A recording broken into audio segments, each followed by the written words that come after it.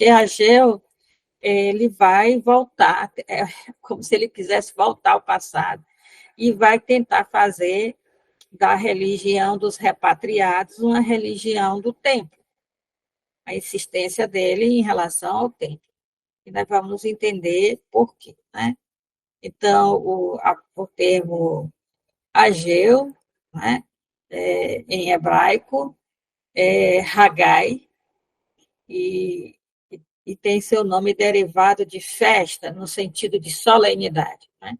Quando se vai desejar uma boa solenidade, nós dizemos aqui no Brasil, né? Feliz Páscoa.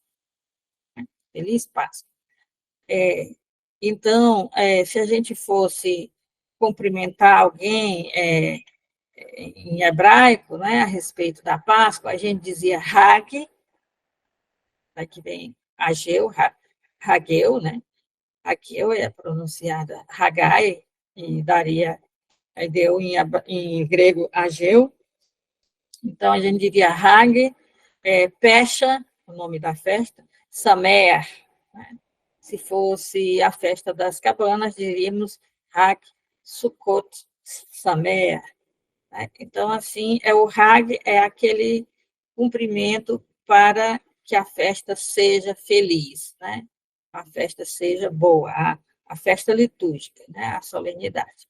Tá? Então, ele vem dessa questão de festa, de festivo, né? E remete às solenidades para Javé. Isso é bastante significativo no nome dele. Talvez o nome do profeta nem seja este, e ele tenha recebido este nome por causa da sua insistência em relação ao templo. Então, vamos tentar entender aqui o período em que ele viveu. Então, com o edito de Ciro, aquele do cilindro que a gente viu da vez passada, né?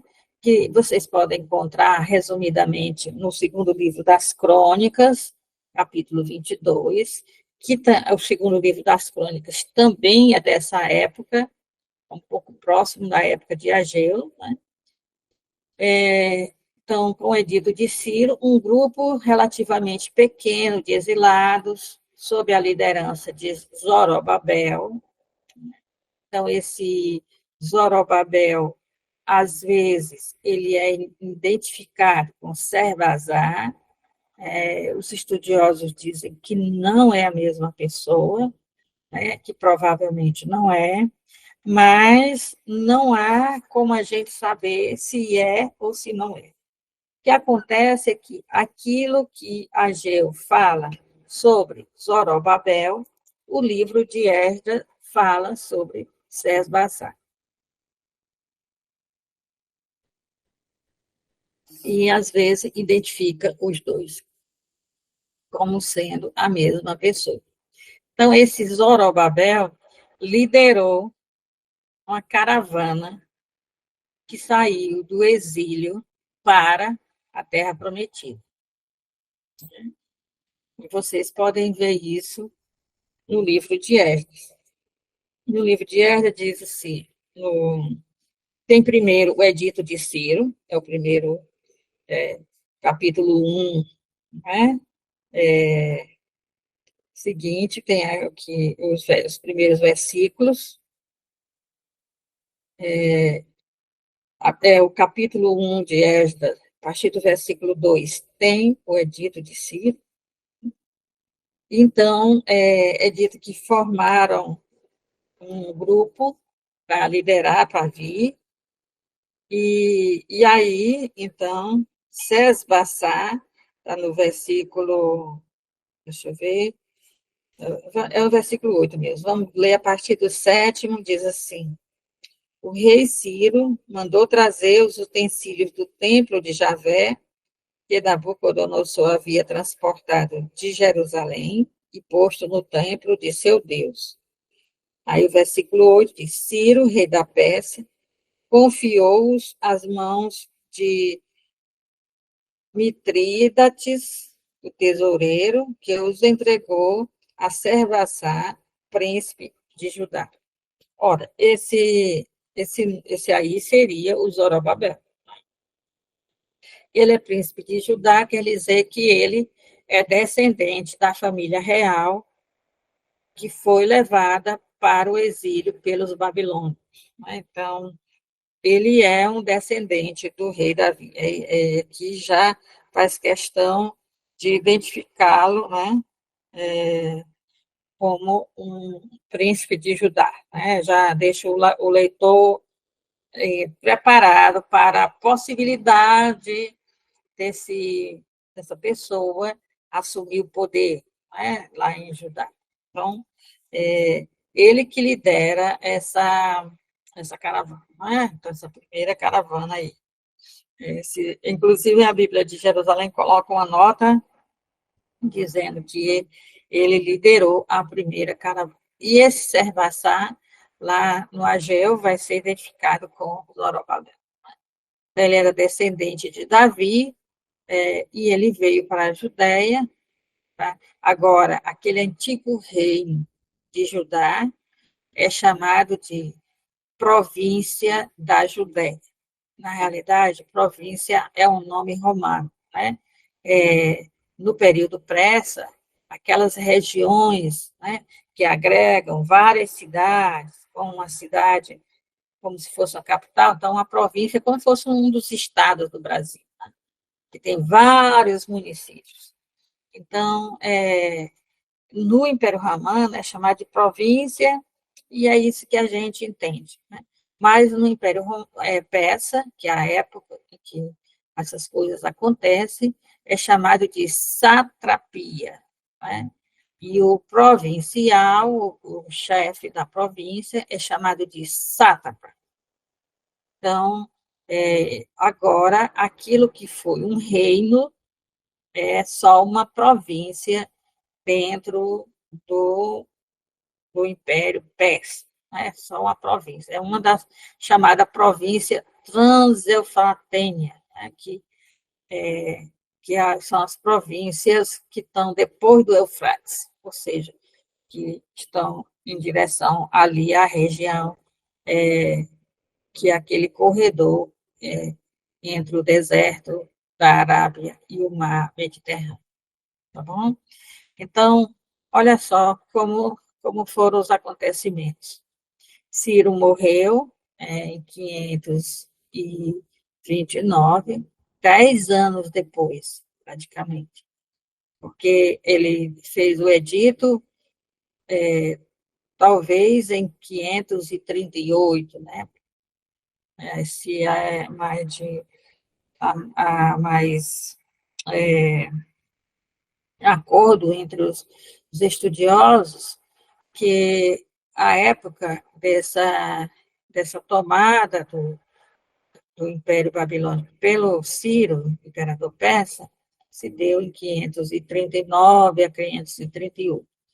Então, aí nós estamos 10 anos depois. Ele morre.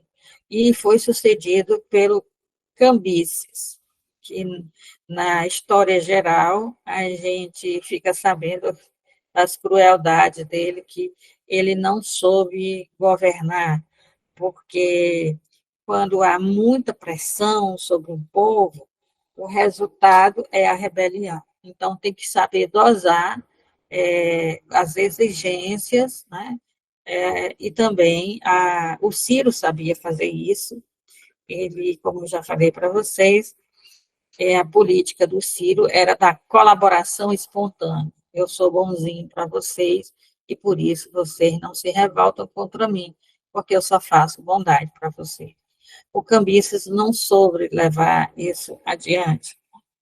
E então houve revolta por todo lado e dentro mesmo, não é, da capital do império. Houve revolta e o Dario I sucedeu o Cambises, que foi assassinado, né? Perdeu a guerra, perdeu o posto, né? E aí, então, a paz voltou. Essas coisas todas que eu estou falando aqui para vocês, elas são, de certa forma, narradas no livro de Esdras, né? fala dessa situação aí, né, de que houve várias coisas, várias revoltas e tudo mais. Então, aqui, quando fala da construção do templo, fala dessa mudança de governo. Já é escrito uma carta para Dario, já não é mais Cambises que está governando. Então, com essa questão de poder voltar para aquela terra dos antepassados, eles retomaram a construção do templo, né?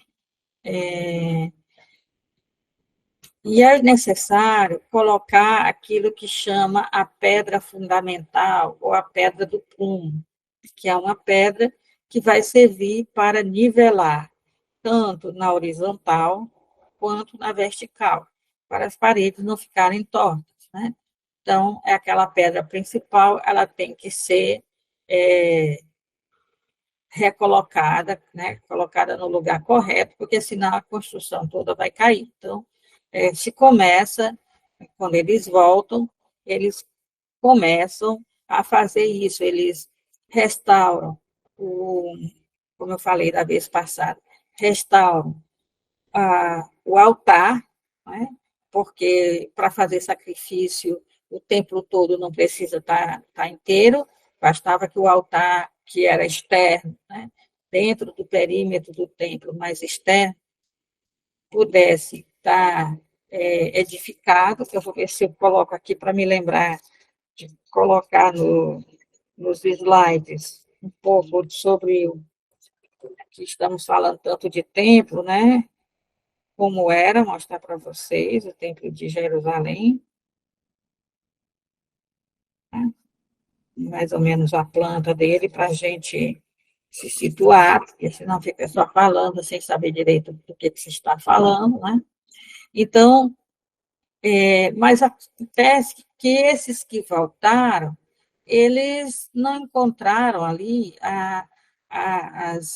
digamos assim, a terra, a casa, o lugar em que os seus antepassados viviam. Então, o dinheiro que eles trouxeram para reconstruir o templo, eles foram usar para construir casa para si. E morar onde? Achavam que 70 anos depois de encontrar a casa dos pais deles assim, limpa, perfumada, com uma faxina feita, esperando por eles chegarem, né?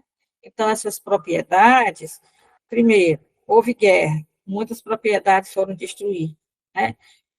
Depois que os antepassados deles saíram, porque a cidade de Jerusalém foi destruída após a primeira leva de exilados estarem na Babilônia. Lembra? O rei Joaquim era um rei jovem, ele se, ele se rendeu a Nabucodonosor, por isso a cidade foi poupada, o templo foi poupado. Ficou no lugar dele, o tio dele, Sedecias, que era só um rei de fachada, só para organizar o povo, né? Organizar o povo para que o povo produzisse bens, né, para a Babilônia, e ele se rebelou. Né? Alguns anos depois ele se rebelou, e os exércitos babilônicos destruíram o templo e a cidade. Então, primeiro, houve guerra, né, e a cidade foi destruída. Segundo, todas as propriedades foram distribuídas num tipo uma reforma agrária, né, em que as terras tinham que se tornar produtivas. Os donos das terras foram levados para a Babilônia, exilados, e o povo simples teve o seu pedaço de terra para trabalhar, para poder produzir colheita para a Babilônia. Né? Então, as terras não estavam à disposição, as casas não estavam à disposição, então o dinheiro que eles trouxeram para construir o templo, eles foram construir suas próprias casas. Né? Então, aqui está, eles construíram casas para si, e essa construção do templo foi ficando atrasada. Né? Então, tempos depois foram lançados os alicerces do templo, né? Isso está também no livro de Esdras. Por que que nós estamos agora nesse início usando muito o livro de Esdras? Porque é o livro de Esdras que tem os fatos históricos da época de Ageu. O que acontece na época de Ageu é narrado no livro de Esdras. Então, tempos depois foram lançados os alicerces, mas a construção foi interrompida. Então, nós vamos entender por que essa construção do templo foi interrompida. Tá? Então, quando é que Ageu escreve? Né? Então, Ageu escreve no segundo ano do reinado de Dario. Né? Então, aqui, aquele Dario que foi falado, né, que suplantou Cambises, etc. Então, nessa época, ainda era o governador, porque agora é uma, é uma satrapia, não é não, um reino, o reino é o império persa, né? Então, Zorobabel, ou Serpassar, era governador da Judéia. E esse Josué foi nomeado pelo imperador como sumo sacerdote. E essa indicação histórica, ela está lá no início de Ageu. No início do livro de Ageu se diz é, qual é qual é o momento histórico, né? Qual é o período da história. Então, quando é isso? É 520 antes de Cristo, né? 9 anos após a morte do Ciro, que deu permissão para reconstruir o templo. Então, 16 anos após a entrada do Ciro, né? Melhor dizendo, 16 anos após o edito de Ciro, e 10 anos após, 9 anos após a morte de Ciro, que foi 529. Tá? Então, 9 anos após a morte de Ciro, 16 anos após a repatriação. Tá? Diga. Oi, irmão. Oi. Esse Zorobabel aí é aquele mesmo que trouxe um pouco daquele povo lá do exílio, não é?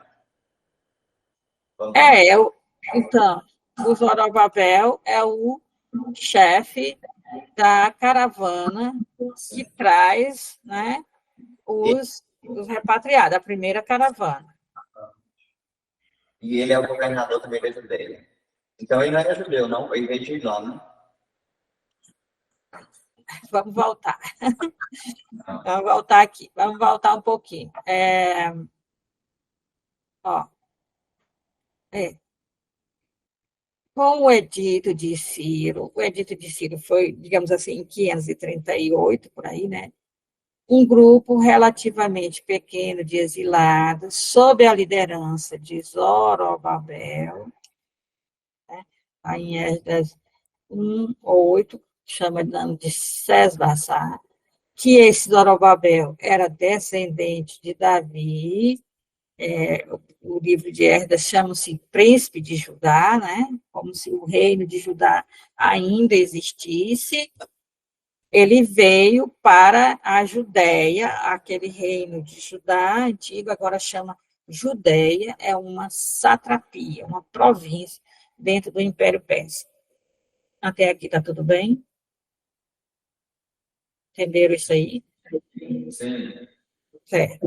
Então, o tempo foi para esse cara, ele foi nomeado pelo imperador um sátrapa, o governador dessa turma de repatriados. Certo? Então, como é que funcionava o Império Persa? O Império Persa era dividido em diversas regiões, e aquelas regiões eram chamadas satrapias. E lá tinha um sátrapa, né? Que era o governador.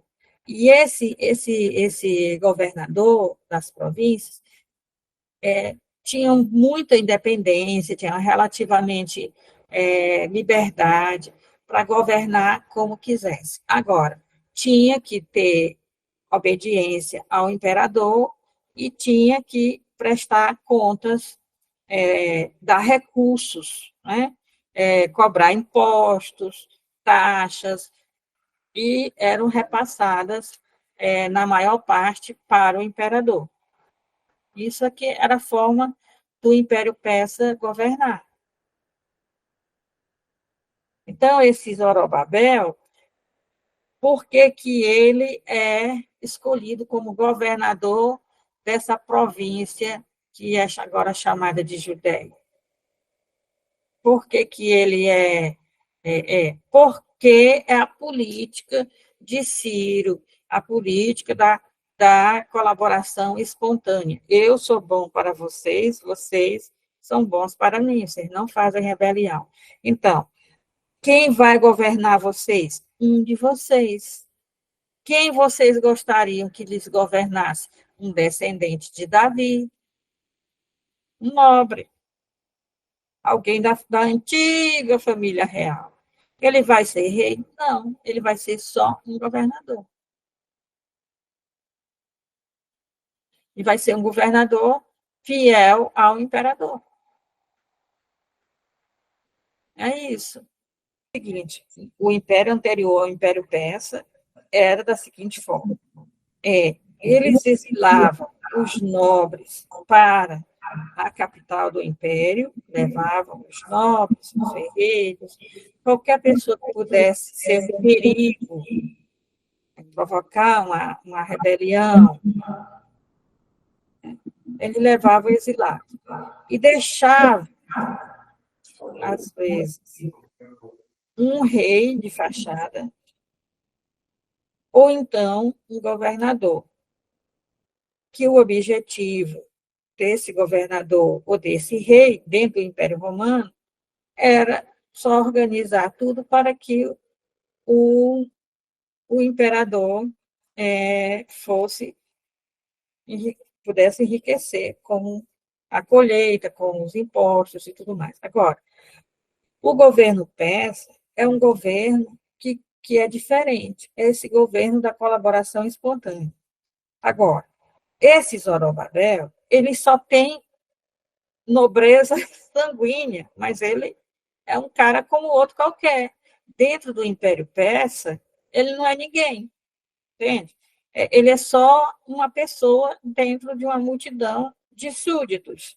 Mas isso é bom para a política, que ele seja governador? Ele é, porque as pessoas que são, né, os judeus veem o Zorobabel com outros olhos, veem como nobre, embora ele seja um trabalhador igual a eles dentro do império, ele não é ninguém.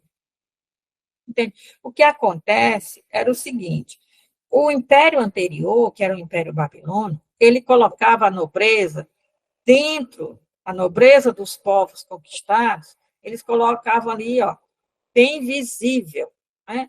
O segundo livro dos reis, porque tudo isso aí depende dos livros históricos, né? O segundo livro dos reis termina de forma muito interessante, falando sobre isso.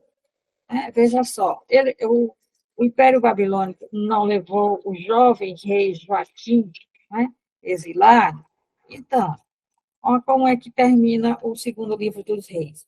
O segundo livro dos reis, do capítulo 25, no versículo 27, diz assim: no 37º ano da deportação, ou seja, 37 anos depois que o rei Joaquim, que era um jovem, tinha 20 e poucos anos, foi exilado, né? Então, no 37º ano da deportação de Joaquim, rei de Judá, no 12º mês, no dia 27, ele marca dia, mês e ano, porque isso é importante, viu Merodach, que era o novo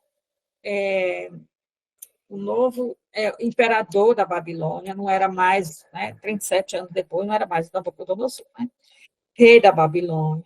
No ano em que subiu ao trono, nesse ano que ele subiu ao trono, para reinar esse Evil-Merodach. Ele deu anistia a Joaquim, rei de Judá, e o tirou da prisão.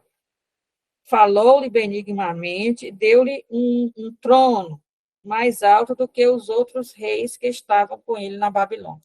Trono, entre aspas, e deu status. Né? Então, o rei começa, o novo rei, com anistia. Então, esse rei anistiou os reis que tinham sido levados para o exílio da Babilônia. Eles não ficaram presos, eles ficaram, não ficaram em cadeia, eles ficaram sendo vigiados para não causar uma rebelião lá dentro da cidade. Eles tinham uma liberdade, né, bem restrita. E aí, esse novo rei, 37 anos depois que o exílio tinha começado, deu anistia a esses reis conquistados. Só que esse texto bíblico aqui diz que o status de Joaquim foi maior do que o status dos outros reis. Só que ele está puxando a brasa para a sardinha. Né? Por quê? Porque é claro que o rei da Babilônia, o imperador, não ia tratar um rei da Judéia, antigo rei da Judéia, que foi um cara que foi rei poucos meses, né? Porque assim que assumiu o governo, já chegou a hora de se render à Babilônia, então não ia dar-lhe um status. O que aqui há um reconhecimento de que esse rei, esse antigo rei da Judéia, não é perigo para ninguém.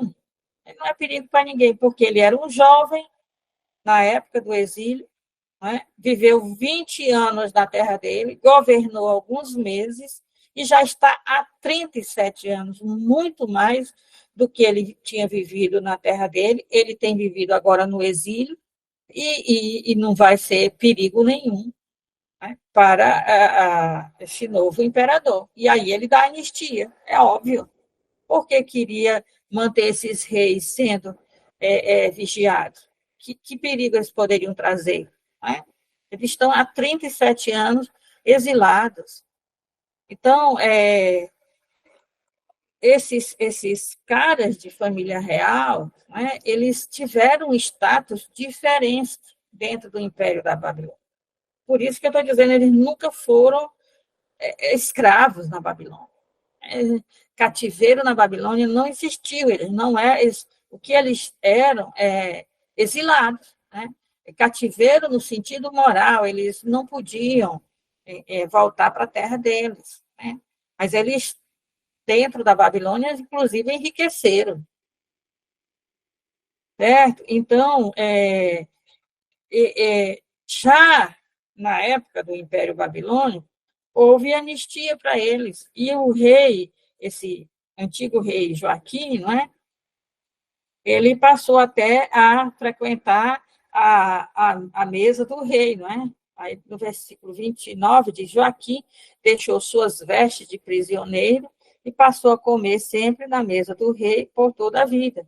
Seu sustento foi garantido constantemente pelo rei, dia após dia, enquanto viveu. Ele era um dos caras do palácio sustentado, fazendo parte da corte, podendo frequentar a mesa do rei. Né? Então, quer dizer que um descendente desse rei aqui, dentro do Império Babilônico, né, ele já tinha um status diferente. Né? Não tinha poder nenhum, mas era um cara riquinho que fazia parte da corte. Né? Então, não era uma pessoa qualquer, era educado na corte e tudo mais. Então, dá para esse Zorobabel ser um governador, foi educado na corte e tal, né? Tem aquela, sabe administrar, essas coisas todas, né? Então, ele é bom para o imperador persa, né? Que seja ele, porque ele já é educado para administrar, é um cara que faz parte da corte. Ele é como um ministro, né? E é bom também porque, como ele é descendente da realeza, Então, o povo da Judéia, os judeus que vão voltar, gostam disso. Tem esperança que um dia esse cara seja rei. Mas não pense que o Império Persa vai ser bonzinho para ele, não, que ele vai desaparecer, né? Esse cara aí vai desaparecer por completo. Vão dar um sumiço nele. Né? Tem alguma dúvida sobre isso? Gostaria de ouvir para saber se a coisa ficou. Não, tem mais tempo não. Então, o livro de Ageu, nós poderíamos dizer que é tipo um apêndice do capítulo 5 de Esdras? Nós podemos dizer que aquilo que o livro de Esdras narra é exatamente o que está acontecendo no tempo de Ageu. Inclusive, o profeta Ageu ele é mencionado pelo livro de Esdras.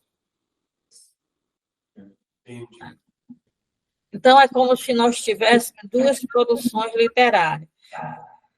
Um autor está escrevendo os acontecimentos e o outro está escrevendo as profecias relativas a esses acontecimentos. Bom, então, já passei por isso aqui, né, que tempos depois foram lançados alicerces,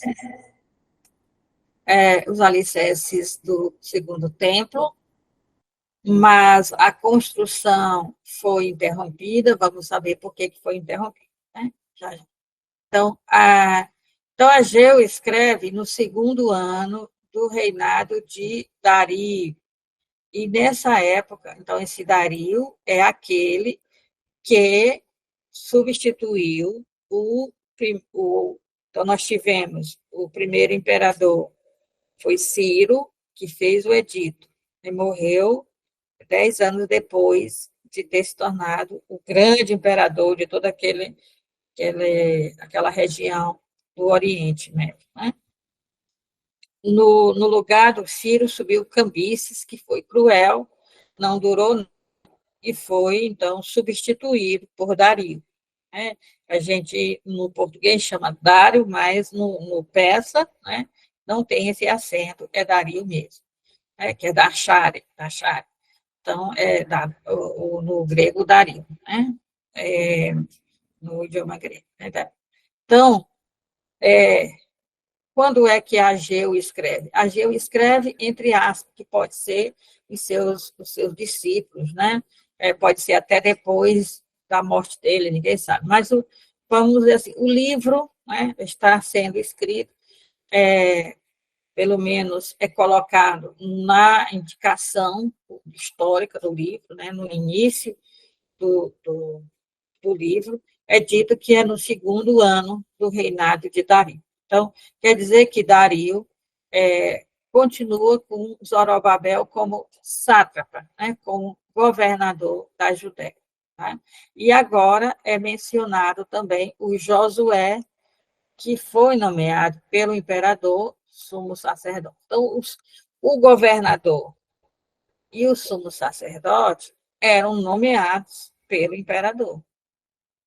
Então, o imperador achou por bem nomear Zorobabel, que já veio com o povo, né, os repatriados, ele recebeu essa ordem, né, de ser o governador, ele já recebeu lá no exílio, lá no antigo exílio, lá na antiga Babilônia, que agora é uma região da Pérsia. Então, lá onde eles estavam, ele já recebeu a autorização para trazer para Jerusalém aqueles que quisessem ir para Jerusalém, e já veio com essa turma como governador. Então, ele é o chefe da primeira caravana de repatriados que saem da Babilônia em direção a Jerusalém, e ele também é o governador, né, da Judéia, que é a região onde está Jerusalém, e que era antigamente o reino de Judá. Agora é só uma província dentro do Império Persa. começam a acontecer novas coisas, né?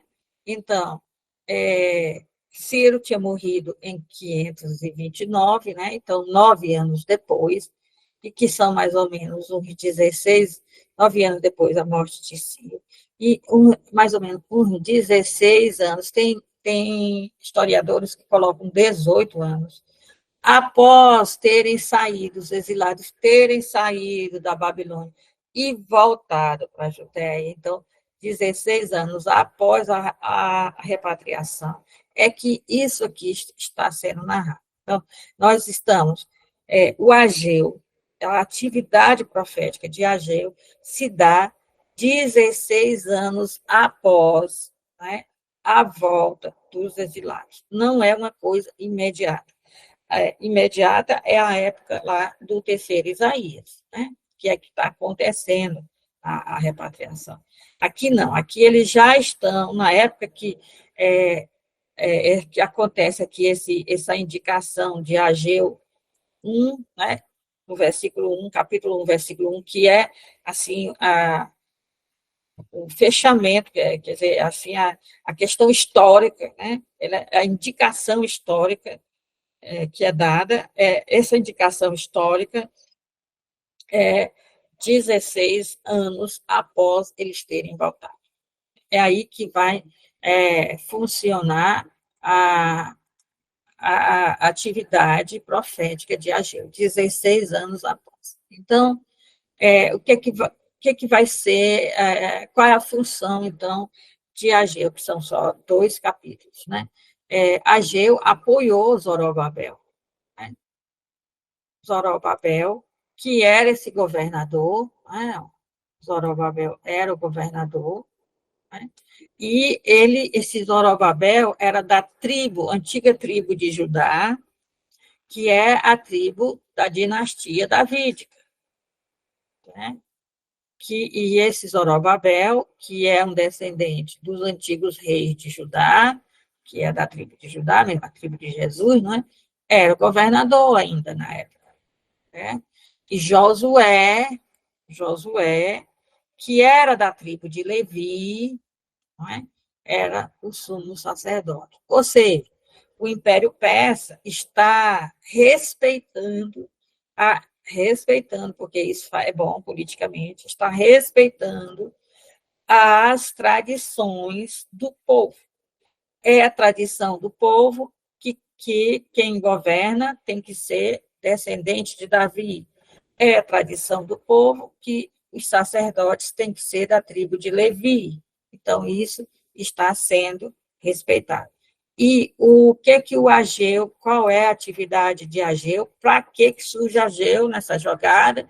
Serve para apoiar esses dois para reconstruírem o templo. Por quê? Porque a obra do templo foi interrompida, tá? A obra da construção foi interrompida. Então, ou seja, eles voltaram, né, para reconstruir o templo, estão há 16 anos sem reconstruir o templo. Ou seja, eles realmente fizeram a experiência de viver sem o templo, já nasceram no exílio, fizeram a experiência de viver sem o templo e não tem a reconstrução do templo como sendo a coisa primordial sem a qual eles não possam viver. Eles voltaram com muitos ideais, querendo reconstruir o templo, querendo reconstruir a cidade de Jerusalém, né? Querendo independência política, querendo não ter que obedecer mais nenhum imperador. Certo? E aí, era isso o ideal. Chegaram, só tinha ruínas, não tinha do que viver, foram procurar construir suas casas para poder morar, foram procurar construir uma forma de trabalho, de ganhar dinheiro, porque vieram como se o dinheiro estivesse esperando por eles em algum lugar. Não é? Então, o que aconteceu? Deixaram para lá a reconstrução do templo, pegaram o dinheiro que eles conseguiram lá na Babilônia, que quem não queria voltar deu dinheiro para eles reconstruir o templo, e essa reconstrução não aconteceu. A única coisa que aconteceu foi que reconstruíram o altar do sacrifício para poder fazer o sacrifício. Mas só. E esses sacrifícios deveriam ser bem, digamos assim, bem simples, né? Não era aquela pompa de ter toda hora animais para sacrificar, certo? Então, isso aí é muito importante, tá? Então, deixa eu ver aqui. Vou botar um azul aqui, que o vermelho está muito cheio. Então, é isso que serve o Ageu. O Ageu vai incentivar a Zorobabel e incentivar Josué a reconstruírem o templo. Né? Vamos recomeçar essa reconstrução. E ele tem que convencer os dois, o governador e o sumo sacerdote, tem que ser convencido, de alguma forma, que construir o templo é fundamental. Ele tem que convencê-lo, porque senão ninguém vai construir, não. Porque todo mundo tem outra coisa mais importante para fazer na vida do que gastar dinheiro com a reconstrução do templo. O templo é uma coisa absurda, gente. As pedras são enormes, quer dizer, contratar grande quantidade de pessoas, quer dizer, ter pessoas trabalhando como é que se diz? Tornar as pedras quadradas, né? Trabalhando as pedras.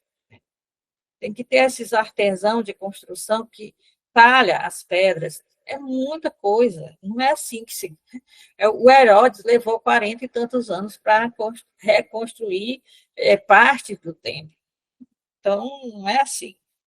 Então, como eu estava falando, o Ageu, ele teria que convencer, né, o Zorobabel, o Josué, que era o sumo sacerdote, e o povo todo lá, dessa província da Judéia, teria que convencê-los à construção do templo, né, a começar essa reconstrução, porque já há 16 anos que isso deveria ter sido feito e não foi.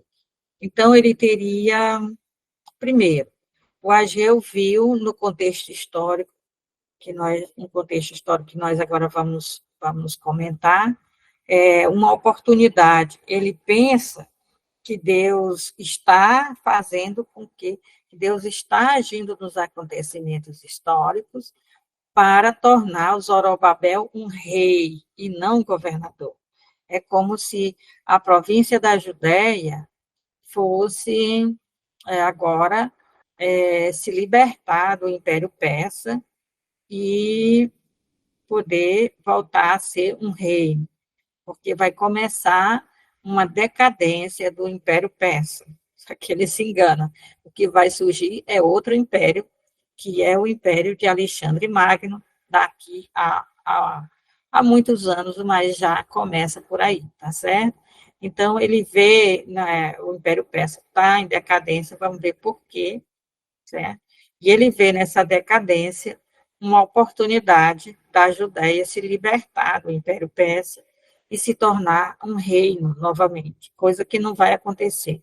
Desde o exílio da Babilônia até os Macabeus, a Judéia será sempre passando de mão em mão de um império a outro, tá bom? Então, o que ele faz? Ele tem que convencer, não é? Que é importante essa construção do templo. Então, ele vai tratar as coisas que estavam acontecendo lá, que era a seca, estava acontecendo uma forte seca na Judéia, ele vai dizer que essa seca, que está gerando fome e pobreza, né, é porque eles não reconstruíram o templo. Se eles tivessem reconstruído o templo, isso não estaria acontecendo. Mas Deus está muito chateado, não é? Porque eles foram cuidar da casa deles, eles foram construir suas casas, construir seus negócios e não reconstruir o templo, que foi esse o objetivo da volta deles, não é? Então, como eu estava falando, o Ageu acredita nisso, né, que Deus vai fazer Zorobabel rei, que a Judéia, o Zorobabel é descendente de Davi, portanto, pela, pela tradição deles, ele pode ser rei, né? E em vez de só um governador, né, que trabalha, um funcionário, o governador é um sátrapa, é um funcionário do rei, né, do imperador. Então, em vez disso, o Zorobabel seria um novo rei dessa Judéia que vai se libertar, né? Então, ele usa expressões. Claro que o Ageu, dentro do Império Persa, né, não vai colocar no seu livro que, ou vai falar, não vai falar, isso assim, explicitamente, não é? Dizer, ó Zorobabel, oráculo de Javé, tu te tornarás o novo rei. Ele não vai fazer uma coisa dessa, ele não é louco. Então, mas ele vai dizer algumas coisas que é isso que, para bom entendedor, é isso que ele está dizendo. Então, se a gente pega o Ageu, capítulo 1, a partir do versículo 12, diz assim: Ora, Zorobabel, filho de Salatiel, e Josué, filho de Josedeque, grão sacerdote, ou sumo sacerdote, e todo o resto do povo, ou seja, Zorobabel, Josué e o povo da Judéia, ouviram a voz de Javé, seu Deus, e as palavras do profeta Ageu, como lhe ordenara Javé, seu Deus. E o povo temeu a Javé. Disse, versículo 13, disse Ageu, o mensageiro de Javé, ao povo, conforme a mensagem de Javé. Eu estou convosco, oráculo de Javé. Javé suscitou o espírito de Zorobabel, filho de Salatiel, governador da Judéia, o espírito de Josué, filho de Josedeque, grão sacerdote, e o espírito do resto do povo. E eles vieram e se entregaram ao trabalho do templo de Javé, dos exércitos, seu Deus, no 24º dia do 6º mês. Então, veja, ele consegue convencer, né? O, Consegue convencer o governador, o sumo sacerdote e todo o povo. Não é? Por quê? Porque ele disse que vocês não vão prosperar. Né? Ele vai dizer, um pouquinho antes do que eu li aqui, que não vão prosperar, não vão conseguir colheita, não vão conseguir nada se eles não construírem o templo. Deus não abençoará. Por exemplo, no capítulo 1, versículo 3, né, diz assim: E a palavra de Javé foi dirigida por intermédio do profeta Ageu nos seguintes termos: É para vós tempo de habitar em casas revestidas, enquanto esta casa está em ruínas. Ou seja, vocês estão numa casa linda e maravilhosa, enquanto o templo está em ruína, a casa de Deus está em ruína. Veja como ele é diferente é um retrocesso, né? Agora, pois, assim diz Javé dos exércitos: pensai bem em vossos caminhos. Semeastes muito e colhestes pouco. Comestes, mas não vos saciaste. Bebeste, mas não até a embriaguez.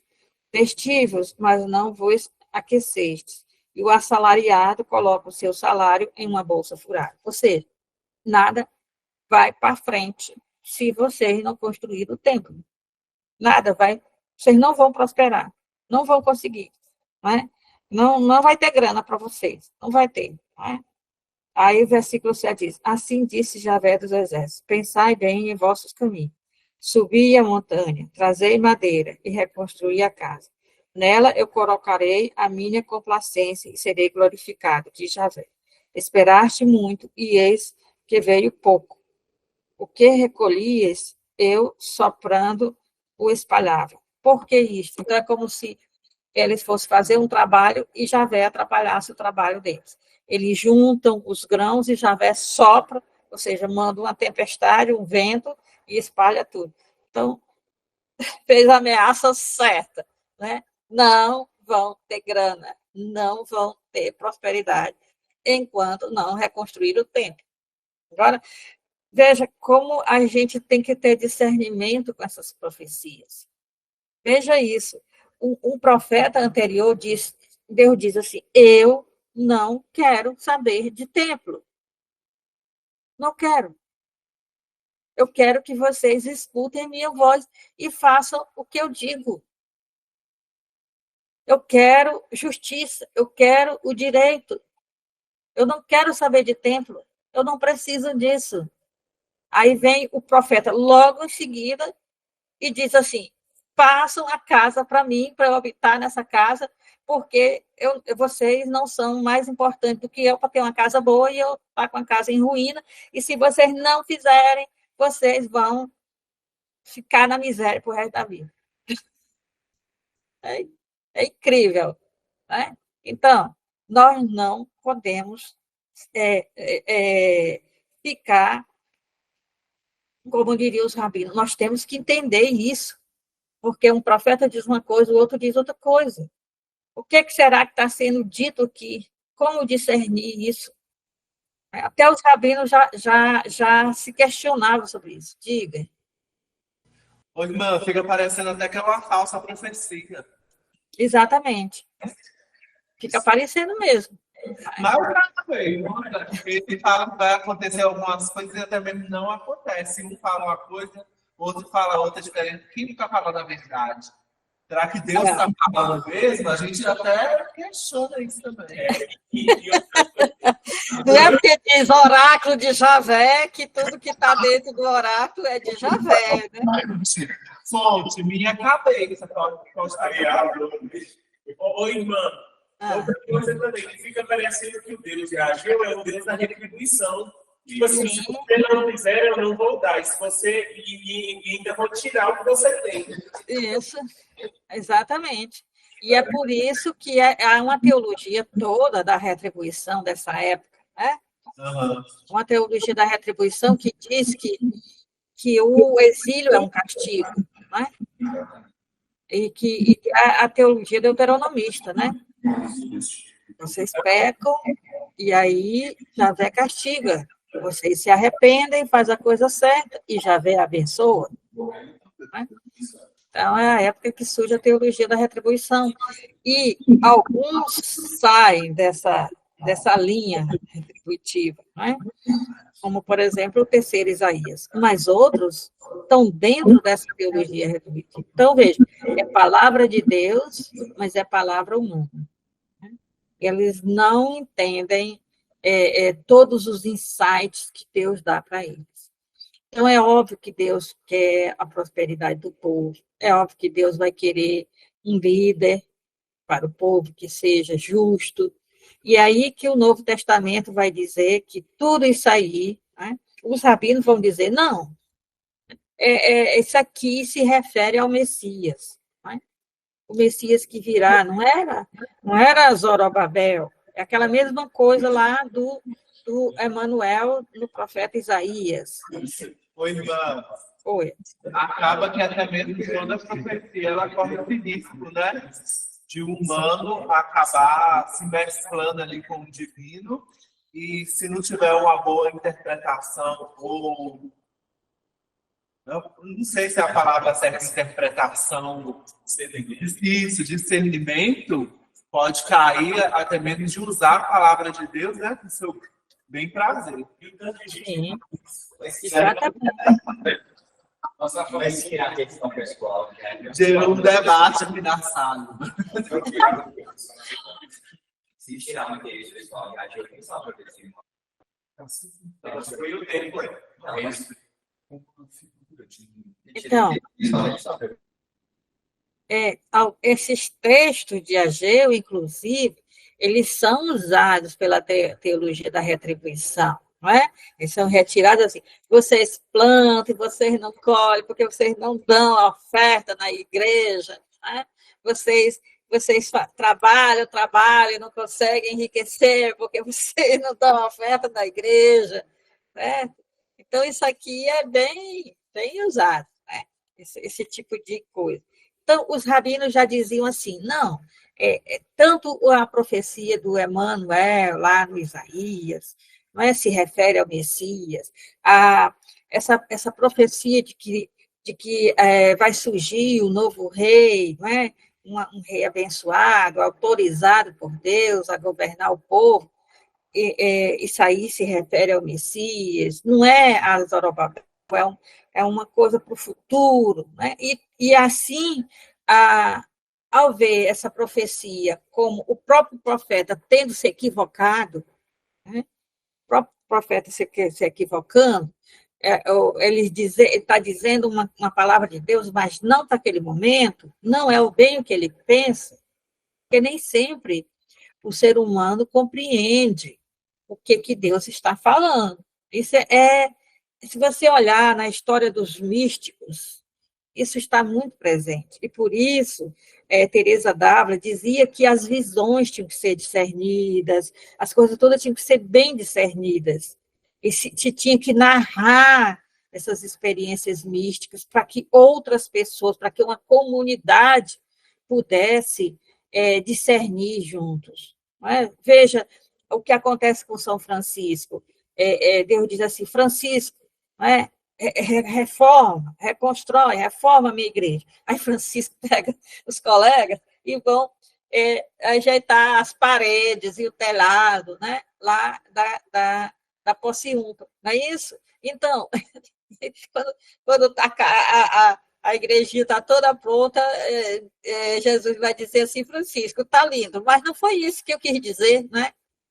Eu quero dizer outra coisa, certo? Então, o profeta, o que recebe a mensagem, o que recebe a inspiração, o insight, ele também não compreende. Ele compreende dentro das coisas que ele está vivendo, mas ele não compreende de início, por isso as coisas têm que ser bem discernidas antes de serem ditas. Porque, às vezes, as pessoas citam aí visões de Santa Fulano, visões de uma santa aí que viu Lutero no inferno, teve uma visão com Lutero no inferno, porque Lutero se separou da Igreja Católica.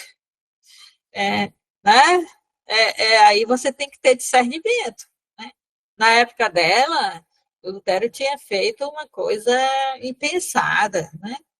Então, quer dizer que o Lutero está querendo que a Igreja volte às origens, né, ao segmento de Jesus, e tanto Lutero quanto a liderança católica da época são intolerantes uns com os outros, né, até que houve o rompimento, certo? Mas, assim, só porque isso aconteceu, Lutero não foi para o inferno, as intenções de Lutero eram as melhores, né? Depois, no calor da polêmica, algumas ofensas foram sendo ditas de ambos os lados, como acontece em toda polêmica, mas a intenção era louvável, não é? Então, veja, o Ageu, ele pode estar recebendo a inspiração divina, mas ele não está compreendendo bem essa inspiração. Né? Para ele é o seguinte, gente, o pensamento de Ageu é também um pensamento político. É um pensamento político. O Templo de Jerusalém não foi o Templo de Jerusalém não foi um desejo do povo. O povo dizia assim, nós queríamos tanto que tivesse um templo na capital, um templo majestoso, né, esplendoroso na capital. O povo nunca sonhou com isso. O povo tinha santuários espalhados em toda a terra de Israel, tinha santuário, e que eles estavam acostumados aí nas capelinhas, nada de construir uma basílica, né? Isso não é sonho do povo. Não é sonho do povo. Se aqui tivesse uma basílica, um santuário de adoração perpétua, grandioso. O povo quer ir para as festas do padroeiro na capelinha, que está acostumado aí, que foi batizado, que se casou, que batizou os filhos. Essas manias de grandeza não vêm do povo.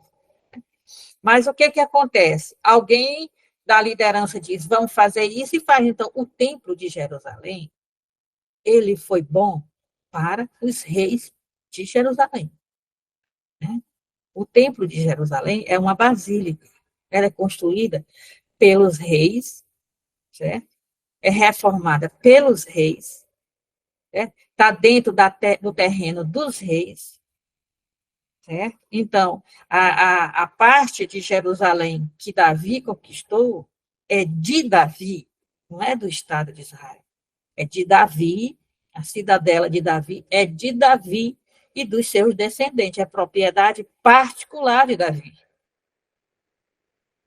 Certo? O lugar onde é construído o palácio e o templo é propriedade privada de Davi, que passa aos seus descendentes, aos seus herdeiros.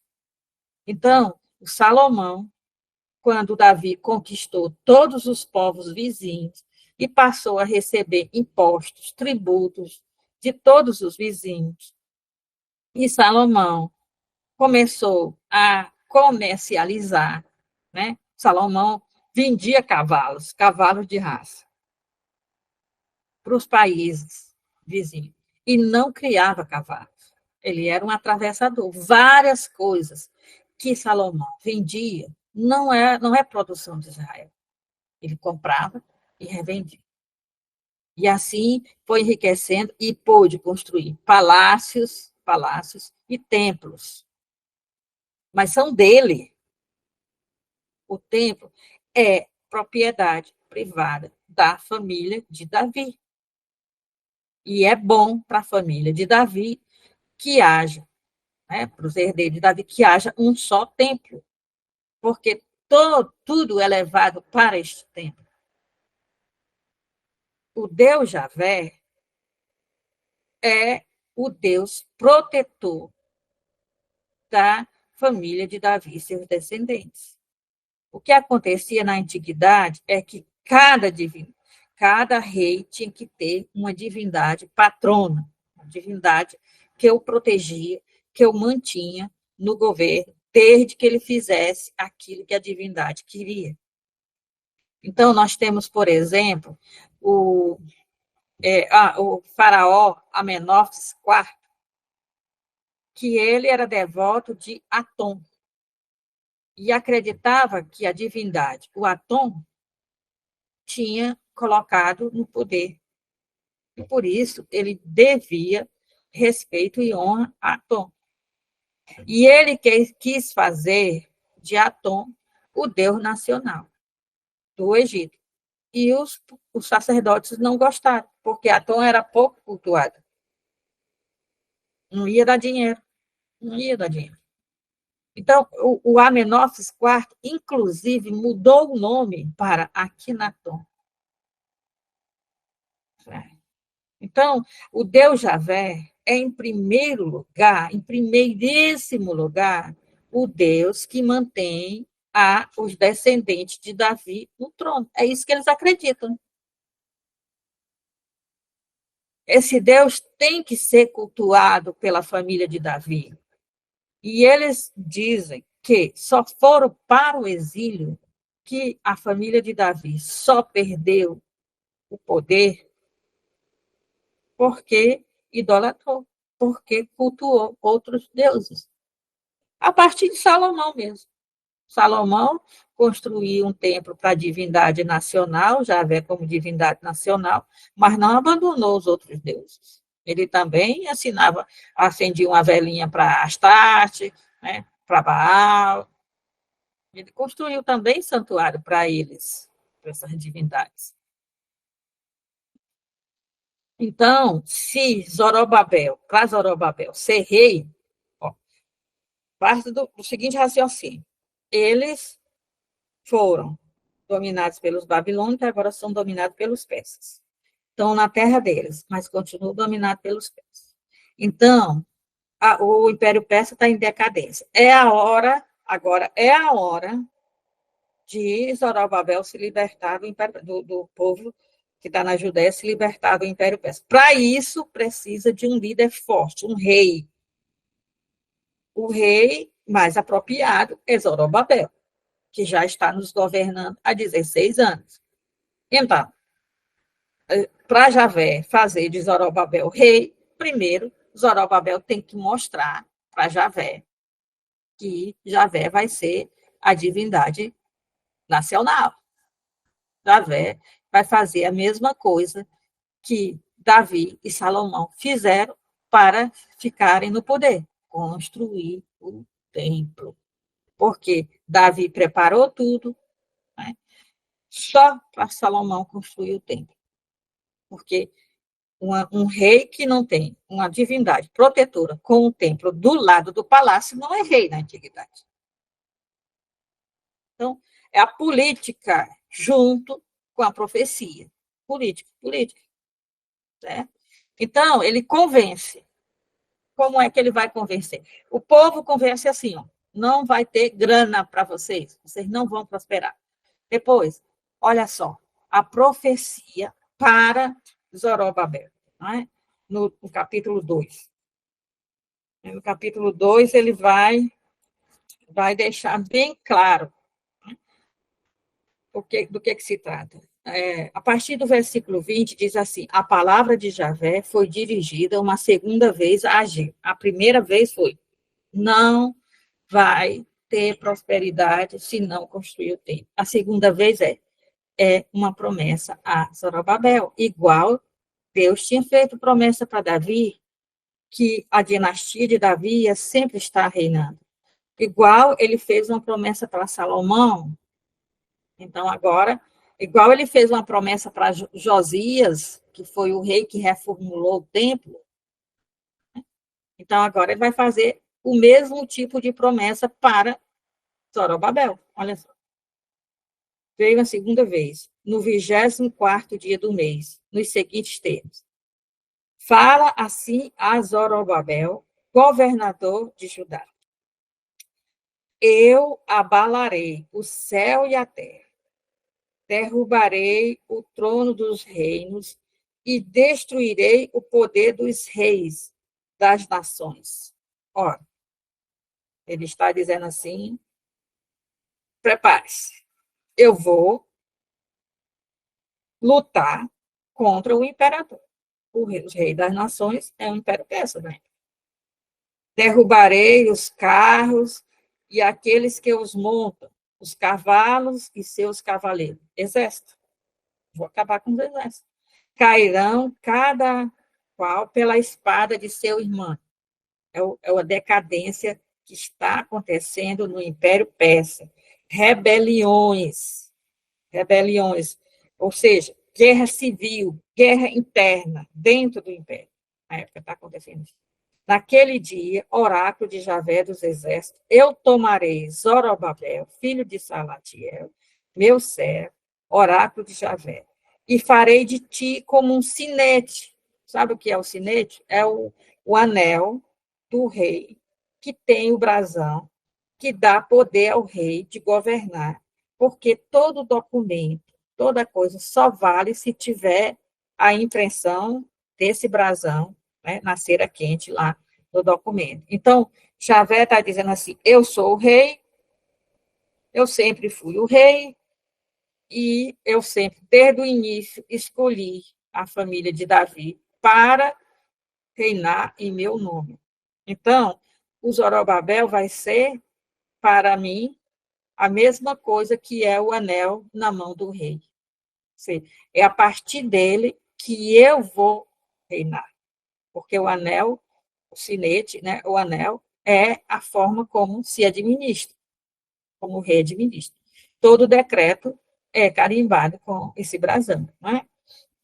Eu farei de ti como um anel de sinete, porque foi a ti que eu escolhi, oráculo de Javé dos exércitos. Então, veja assim, ele chama Zorobabel, né? Ele chama Zorobabel, meu servo, como ele chamou Davi, meu servo. Davi, todas as vezes que Deus se dirigia a Davi, ele dizia: Davi, meu servo. Político, né? Também fará como um sinete, um anel de sinete, que ele tinha dito para Joaquim. que foi o rei que foi exilado. Não é? Então, ele vai, nesse pouco dessa profecia aqui, ele, de forma velada, o profeta Ageu, está dizendo, é a hora de tomar o poder, é a hora de se libertar da libertação nacional. Mas, para isso, a gente tem que, primeiro, organizar a coisa. Tem que ter o templo para que Javé seja cultuado, porque aí Javé está conosco e vence os persas. É a argumentação, é a linha do raciocínio. É isso. O que acharam? Estão já dizendo, meu Deus, isso não é palavra de Deus, isso é palavra humana. É verdade. É muito estranho. É muito humano. Parece que é só o agir mesmo que está falando. Deve ser grupo. Ô, irmãos, depois, não sei se a senhora ainda vai falar, mas esse negócio da consulta do sacerdote, que foi estranho, que está no capítulo 2. Qual é a parte? A partir do versículo 10. Da Jerusalém, da consulta aos sacerdotes. Mas é porque fica parecendo que ficou deslocado no texto, de repente ele estava falando das promessas, eu não entendi muito bem. Tá. Ele, primeiro, no início do capítulo 2, ele vai falar, né, da glória do templo. Ele vai falar da glória do templo. Será que o templo que vai ser reconstruído precisa ser grandioso, ser magnânimo, né? Certo? Não precisa. No futuro, Deus vai fazer o templo do jeito que Ele quer. Mas, por enquanto, apenas trabalho, né? Ele diz, porque isso vai ser útil. Isso vai ser útil para vocês entenderem o que vem em seguida. Né? Trabalhar no versículo 5, né? A partir do versículo 4 diz assim, agora, pois, ser forte, Zorobabel, oráculo de Javé, ser forte, Josué, filho de Josedeque, grão sacerdote, ser forte, povo da terra, oráculo de Javé, trabalhai, porque eu estou convosco, oráculo do Senhor dos Exércitos, e o meu espírito permanecerá entre vós, não temais, porque assim diz Javé dos Exércitos, ainda um pouco de tempo, e eu abalarei o céu e a terra, ou seja, eu vou fazer aquilo que eu devo fazer, não é? Para que as nações sejam destruídas ou fiquem submissas a vocês. Aí ele vai no versículo 7, olha a mania de grandeza que vai surgindo nessas profecias, né? Abalarei todas as nações, versículo 7, então fluirão as riquezas de todas as nações e eu encherei esse templo de glória, disse o Senhor dos Exércitos. Então, ele pode dizer assim, mas nós não temos dinheiro para construir aquele templo de Salomão. Não, começa a trabalhar, depois eu vou destruir as nações vão pagar tributo, o dinheiro vai chegar. Né? Aí ele vai dizer, o ouro é meu, a prata é minha. Isso aqui também foi muitas vezes usado nas igrejas para dizer assim, o ouro é meu, a prata é minha, o dinheiro é meu, entregue o dinheiro para a construção da igreja, da capela, e que Deus vai cuidar das suas contas, dos seus boletos. Então, isso aí é uma coisa tirada de Ageu.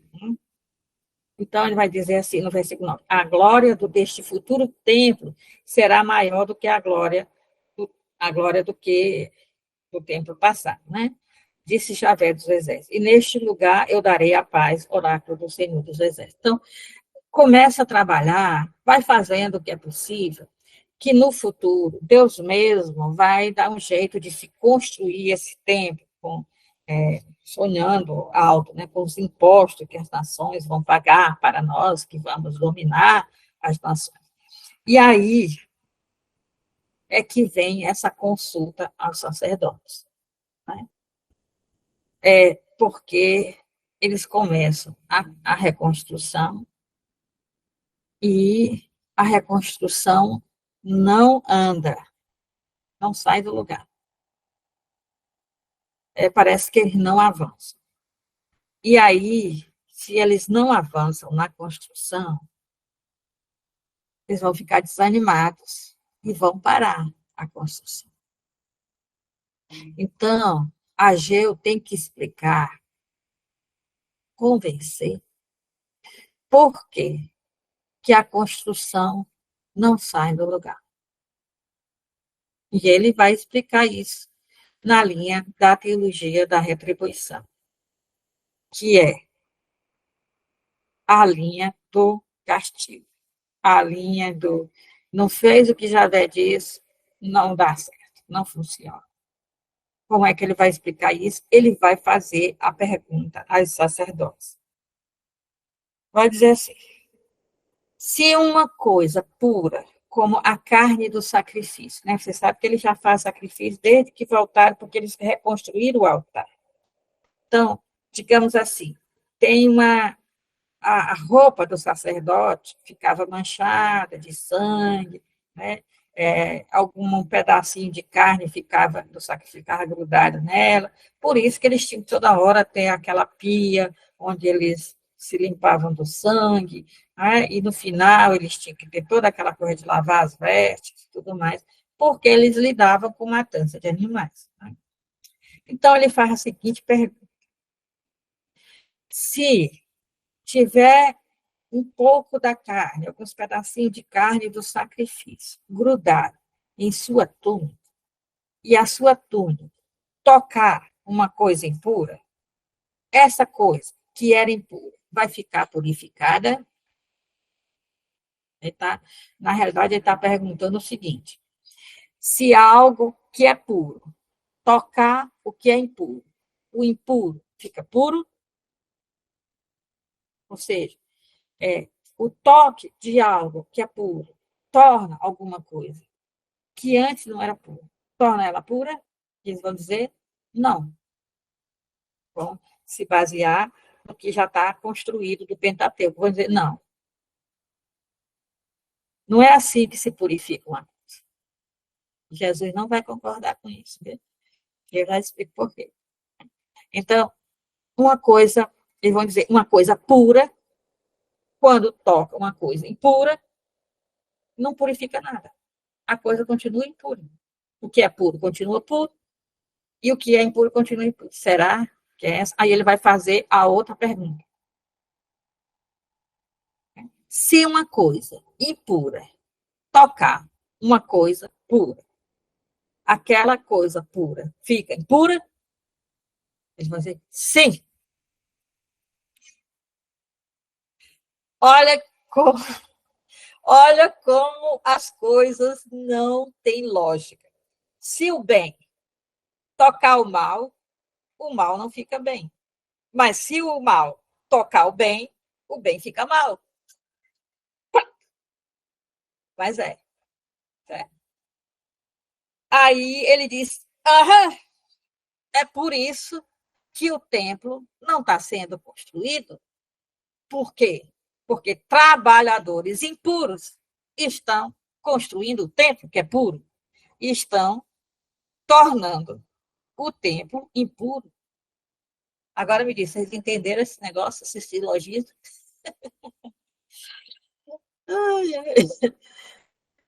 Vocês entenderam isso? Essa argumentação?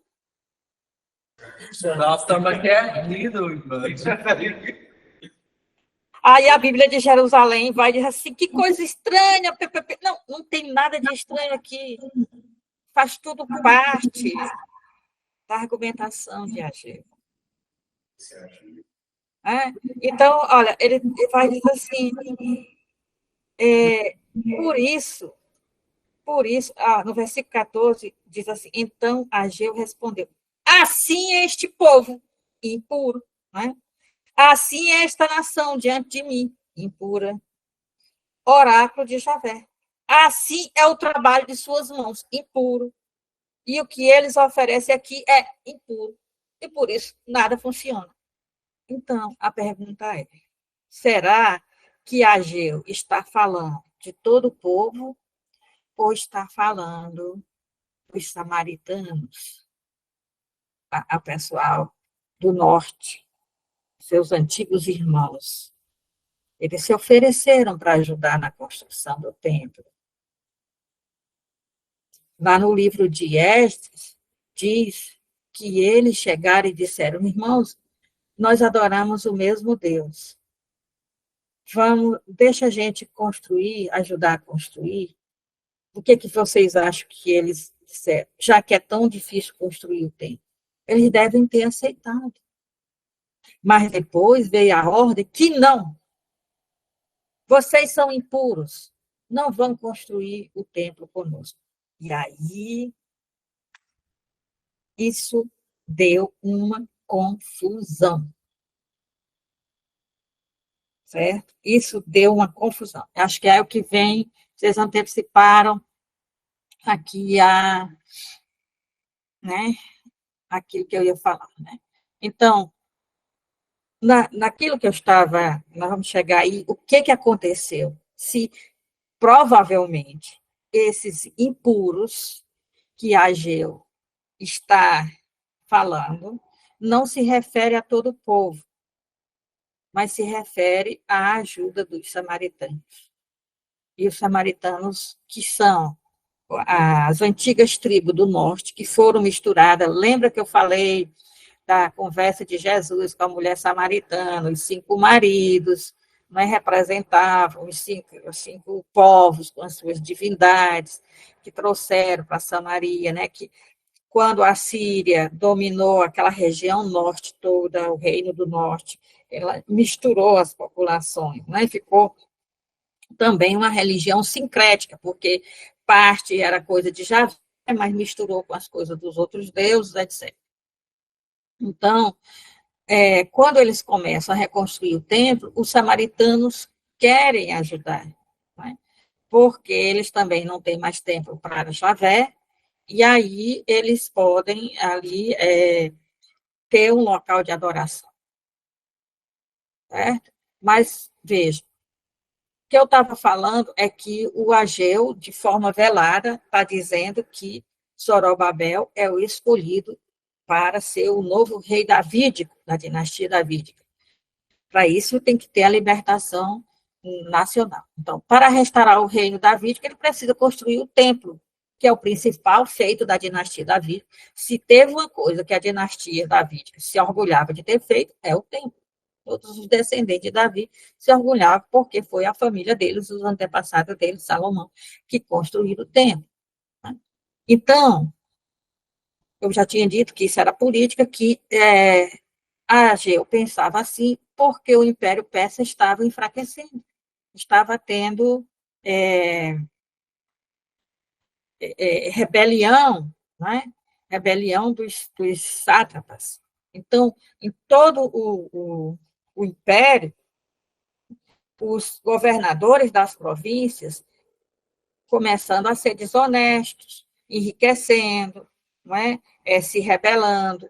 Foi sendo dado muito poder a esses governadores, muita independência, né? Eles só tinham que prestar conta do financeiro para o império, e eles foram se rebelando e formando pequenos, né? Se libertando do Império Persa. E aí o Ageu vê que isso também é a hora da Judéia fazer isso. Né? Então, o Império está em decadência porque ele está cheio de lutas internas.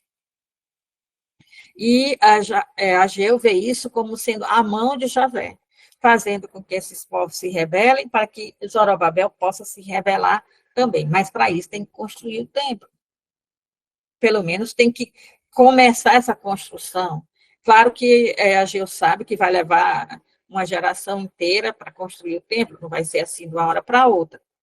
Mas isso tem que começar para que o reino possa ser restaurado, né? O reino davídico possa ser restaurado. Então, o que estava acontecendo na decadência do Império Persa é que os poderes dos reis persas estavam sendo minados pelos sátrapas corruptos. E a gente vai ver um pouco, lá, mas depois do intervalo, um pouco o que é isso aqui. Né? Aí depois eu volto a isso, eu quero falar disso. Por que a construção foi interrompida agora? Por que agora, com todo esse incentivo, a construção foi interrompida? Não só a construção do templo foi interrompida, como o Zorobabel some. Ninguém escuta mais falar em Zorobabel. Possivelmente, o Império Persa percebeu que eles estavam se preparando para uma rebelião, porque isso foi denunciado, e foi contra Zorobabel, deve ter dado cabo de Zorobabel. Aí ninguém toca mais no assunto. Né? Então, vê, primeiro os samaritanos pediram para ajudar na construção do templo. No capítulo 4 vai narrar isso. O pedido não foi aceito. E aqui tem os motivos no segundo livro dos reis, né? Por que esse pedido não foi aceito? Porque eles estavam miscigenados, estavam adorando outros deuses. Então, o que aconteceu? O samaritano, aguarde. Escreveram uma carta para o imperador persa, avisando que os repatriados da Judéia estavam mal intencionados. Isso é dito em Esdras, narrado no livro de Esdras. Okay? E aí, isso lá no livro de Esdras é tido como sendo uma calúnia. Inclusive, quando se vai ler sobre isso em alguma literatura judaica, isso é tratado como uma artimanha do diabo agindo nos samaritanos para destruir os judeus. E aqui vai se acirrar o ódio entre judeus e samaritanos, que vai durar na época de Jesus, e que leva àquela conversa de Jesus com a samaritana. Tudo está interligado, não se esqueça disso. Então, eles escreveram uma carta para o imperador. Preciso ler essa carta. Vamos lá, o Esdras de novo. Né? Essa carta que eles mandaram. Está copiadinha aqui, né? A carta, porque veio a resposta da carta, né? 4:11. Ainda bem que eu fui esperto, disse a ele, bota esse negócio aqui, porque caso me pergunte, né? Você tem as citações bíblicas. Capítulo 4 de Esdras, versículo 11, diz assim: eis a cópia da carta que eles escreveram, que os samaritanos escreveram, para o imperador. Ao rei Artaxerxes, teus servos, o povo da Transeufratênia, que é a satrapia depois do Eufrates, é a província, né? Assim que é chamado. Agora, pois, saiba o rei que os judeus que saíram de junto de ti, não foi desse rei, mas foi do Ciro, tanto faz, né? Que saíram de junto de ti para cá e vieram para Jerusalém, estão reconstruindo a cidade rebelde e perversa. Começaram a restaurar as muralhas e já cavaram os alicerces. Saiba o rei agora que, se esta cidade for reconstruída e restaurada suas muralhas, eles não pagarão mais impostos, nem tributos, nem direito de passagem. E meu rei sairá prejudicado. Ou seja, o que está acontecendo? Na realidade, vamos reconstruir o templo, mas, enquanto estão reconstruindo o templo, estão reconstruindo as muralhas, porque Porque Jerusalém, se as muralhas forem reconstruídas, ela fica inacessível. Ela é uma cidade fortalecida. A localização dela é para que ela fosse inconquistável. Ela só pode ser conquistada se um cerco durar muitos anos ou se um exército grandioso quebrar o muro. Senão, não tem como um exército pequeno não destrói Jerusalém. Então, o que o samaritano está dizendo? Olha, rei, você deixou esses caras judeus virem para cá para reconstruir o templo, só que eles não estão reconstruindo o templo. O templo está quase do mesmo jeito que eles chegaram aqui há muitos anos atrás. Com essa desculpa de reconstruir o templo, eles estão reconstruindo as muralhas da cidade, ou seja, eles pretendem se rebelar. E como é que se faz uma rebelião? Deixando de pagar os impostos ao imperador, que foi por isso que lá no Novo Testamento, os herodianos, do partido do rei Herodes, Herodes, um rei vassalo, perguntaram para Jesus, né? É lícito pagar impostos a César?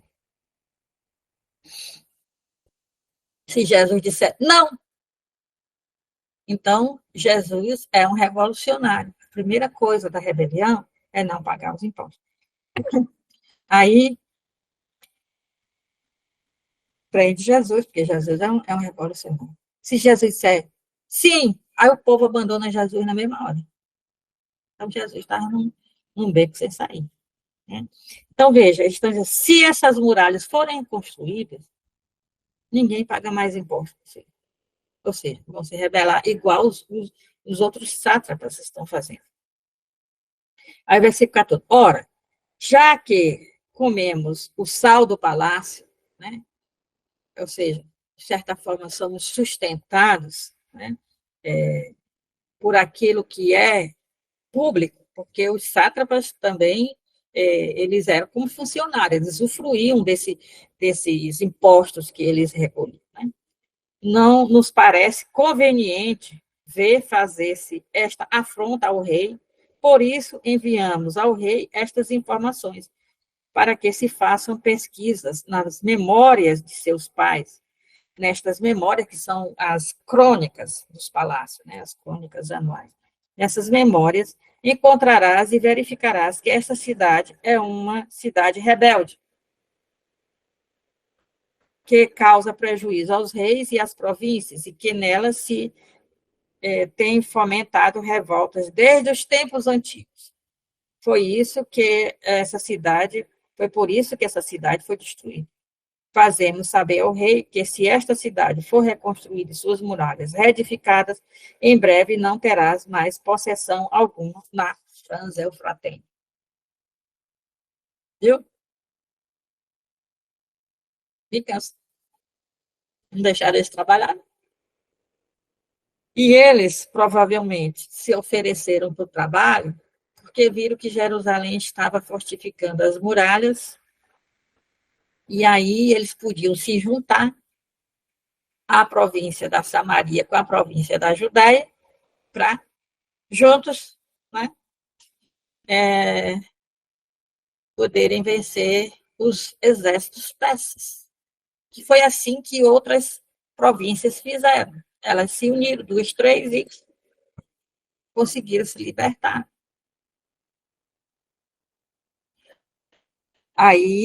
Aí começou o ódio naquela terra que ainda hoje está. Tá?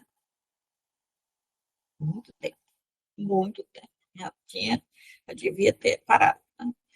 Então, o imperador ordenou a paralisação da obra, que só recomeçou no 2º ano de Dario, né? Que está ali em Esdras. Então, o que a gente sugere? Isso aqui parece, os pesquisadores, os estudiosos, eles dizem que essa paralisação foi antes da profecia de Ageu. Que quando essa denúncia aconteceu foi antes de Ageu começar o reinado, a falar, porque Ageu não falou na época de Artaxerxes. Ageu falou na época de Dario.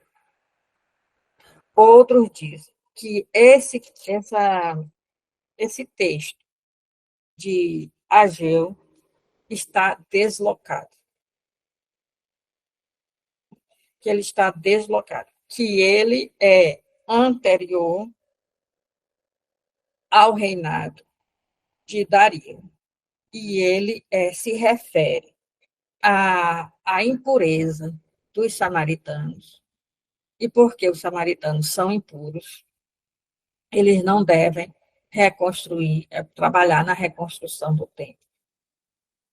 Porque, gente, não esqueçamos que essa turma de Esdras, né, essa turma toda aí, veio para fazer uma raça pura. Eu já falei isso para vocês. Eles se acham purificados pelo fogo, né, que purifica a prata. Ou seja, o exílio para eles foi um fogo purificador. E eles não querem mistura com mulheres estrangeiras, eles não querem filhos que sejam, que venham de casamentos mistos, eles não querem acordo com o povo que ficou na terra. O povo que ficou na terra é um povo impuro. Os samaritanos, seus vizinhos norte, que eram seus irmãos, são impuros. E eles são os únicos que servem corretamente a Javé. Então, não sabemos. Pode acontecer duas coisas. Primeiro, eles começaram a reconstruir o templo. Pode ser isso, vamos dar duas opções. Eles começaram a reconstruir o templo. Mas, junto com a reconstrução do templo, eles estavam mais preocupados, eles só reconstruíram o altar para poder fazer sacrifício e passaram a reconstruir a cidade com a muralha, não só as casas, mas a muralha. Então, estavam mal intencionados, tendo, no futuro, se tivesse uma rebelião, eles poderem estar protegidos. Os samaritanos, seus vizinhos do norte, que em parte são seus irmãos de sangue, embora estejam miscigenados, viram isso e disseram, vamos ajudar. Né? Aí a gente chama esforço. Só que eles, com mania de pureza, talvez incentivados por um profeta, talvez até mesmo por Ageu, não aceitaram a colaboração dos samaritanos, porque eles não eram dignos e não queriam que eles se libertassem. Deixa que só nós vamos nos libertar. Os samaritanos, por vingança, escreveram a carta ao imperador, denunciando o que eles estavam fazendo. Eles vieram para reconstruir o templo, não foi para reconstruir o lugar. E as obras foram impedidas. Né? Inclusive, foram eles que foram dar notícia, foram os samaritanos que foram dar essa notícia a eles. Bom, lá em Esdras 4,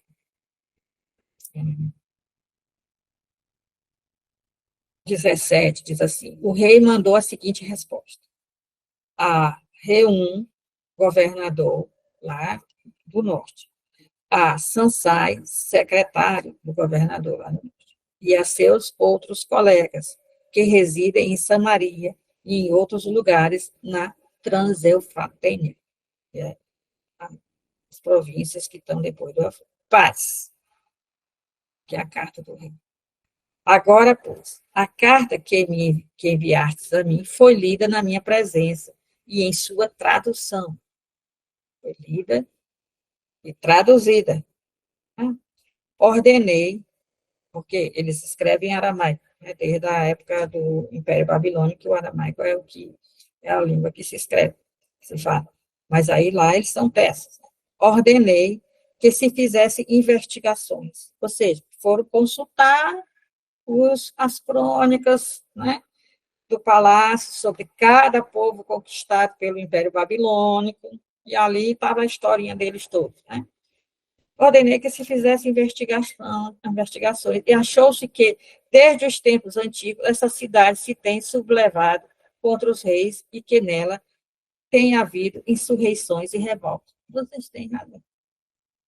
Reis poderosos reinaram em Jerusalém, tendo se tornado senhores de toda a região da Transeufratem, que se refere, né, a Davi e Salomão. E eles se pagavam impostos, tributos e direito de passagem. Ordenai, portanto, que cessem as obras desses homens. Esta cidade não deve ser reconstruída até que eu ordene outra coisa. Guardai-vos de agir com negligência nesse assunto, para que o mal não aumente em prejuízo dos reis. Logo que a cópia do documento do rei Astaxerxes foi lida diante do governador Reum e de Sansai, o secretário, seus colegas, partiram a toda pressa para Jerusalém ao encontro dos judeus e, pela força das armas, fizeram cessar os trabalhos.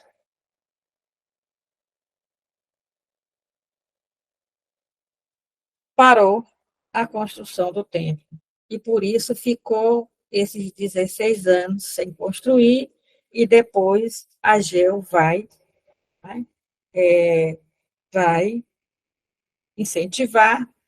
Quando a coisa não consegue andar, Ageu vai dizer assim, é porque pessoas impuras, então deve ser o povo da terra, está ajudando na construção, está tornando a construção impura.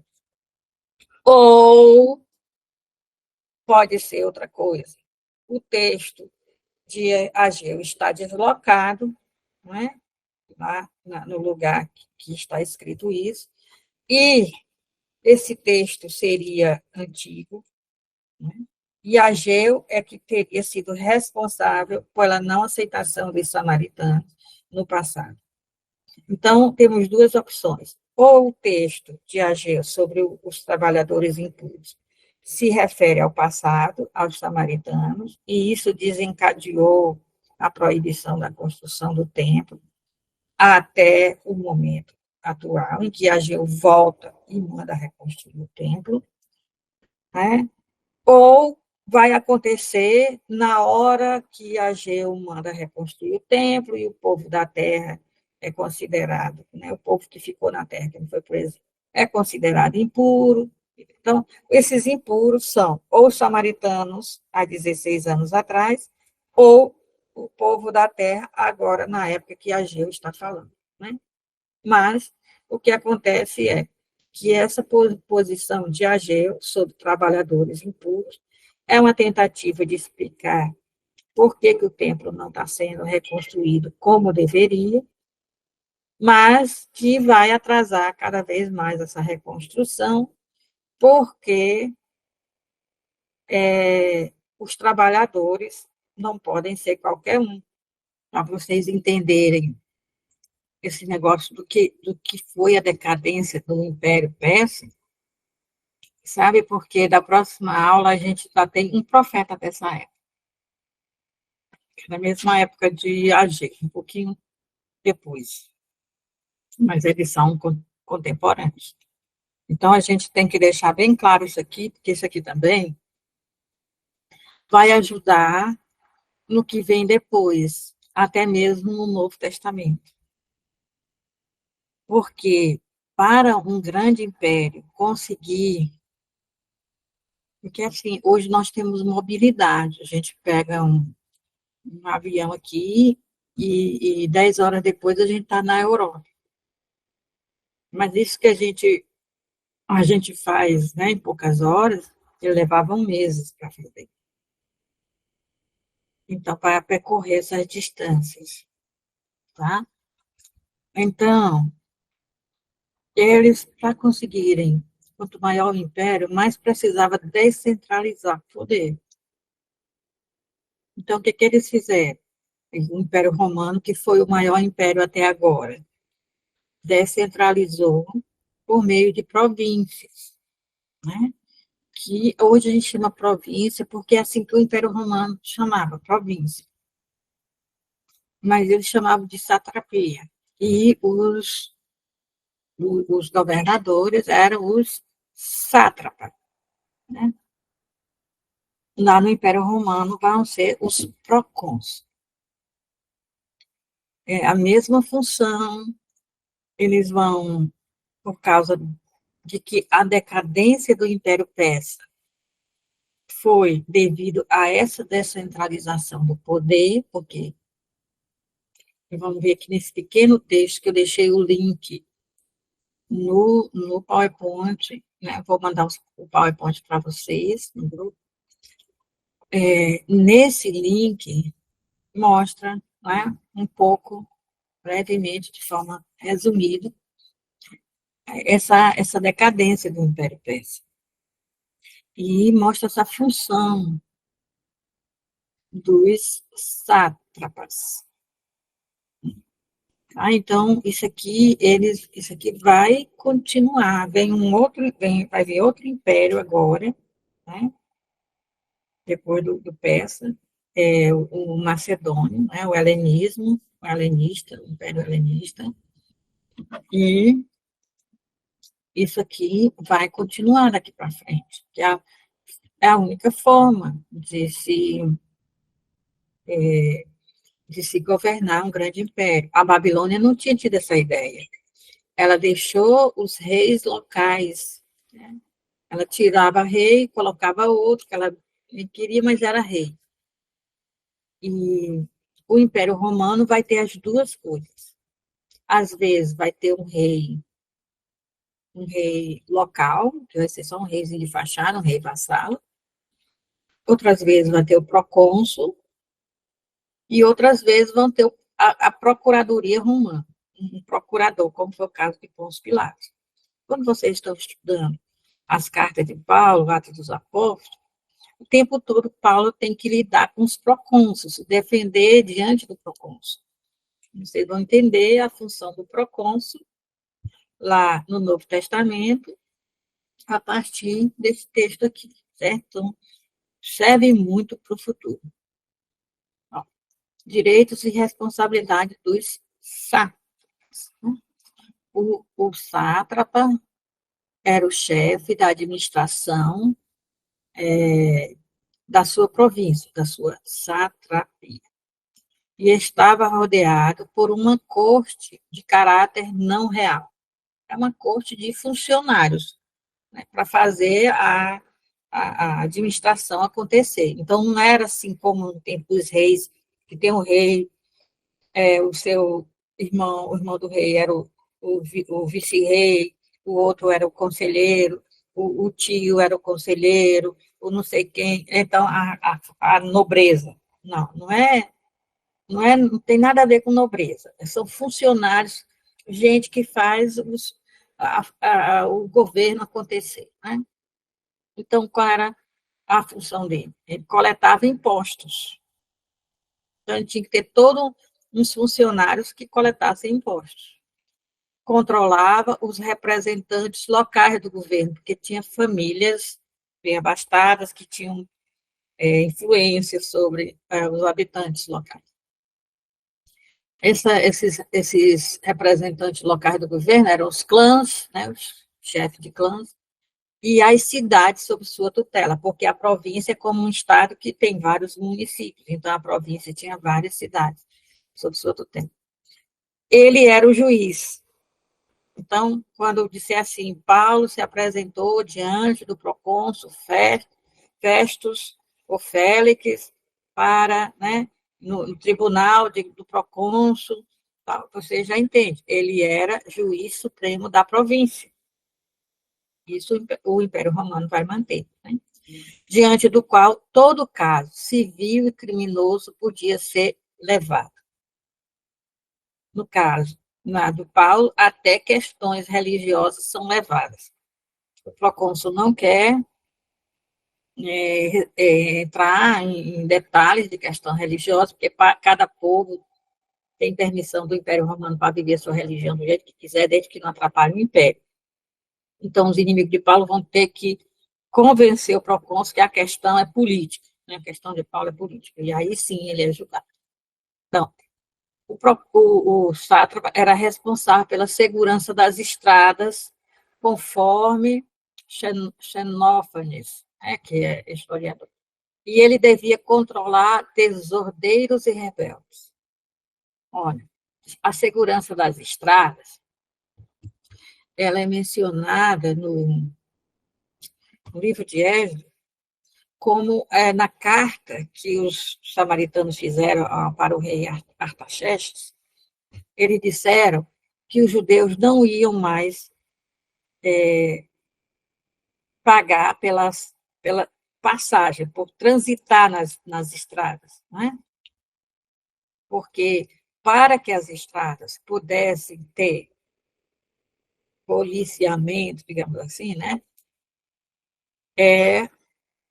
Eles cobravam pedágio.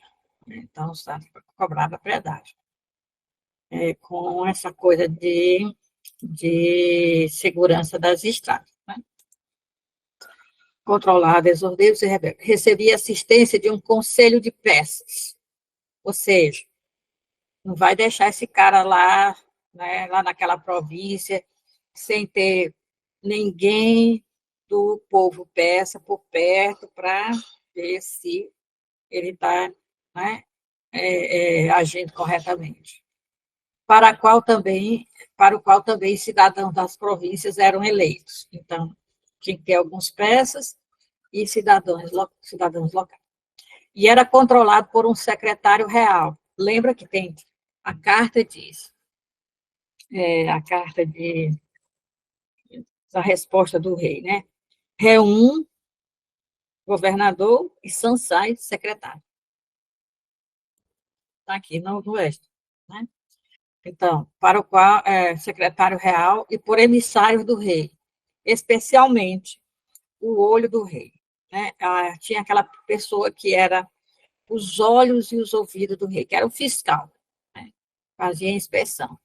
E que lá no livro de Jó vai aparecer pela primeira vez na Bíblia o termo Satã, e o termo Satã no livro de Jó não é nome de ninguém, é uma função.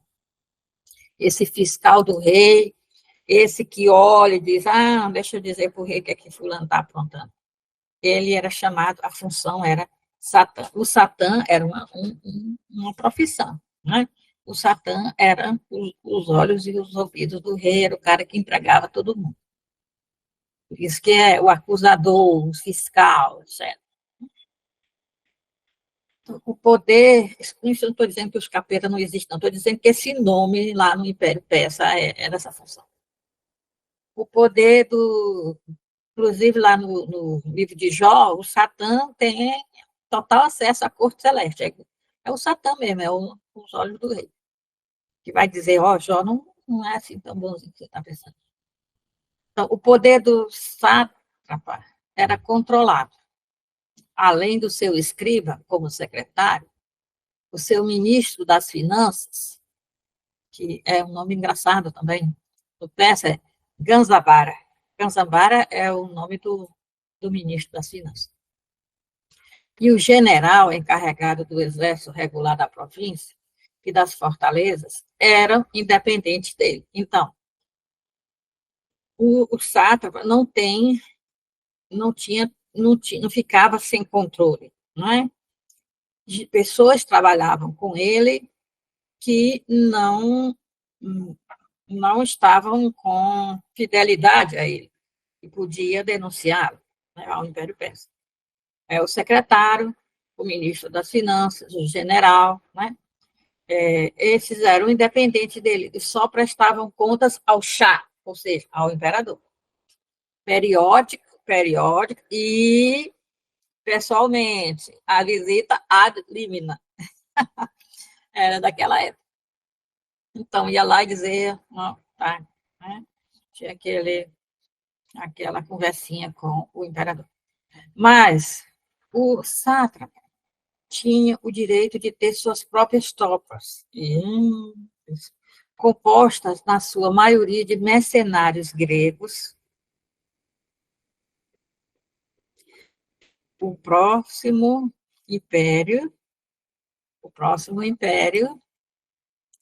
o império que vai derrubar os persas, são esses tais gregos, que gregos aqui não é gente da Grécia, grego, são de língua e cultura grega, são os macedônios, né?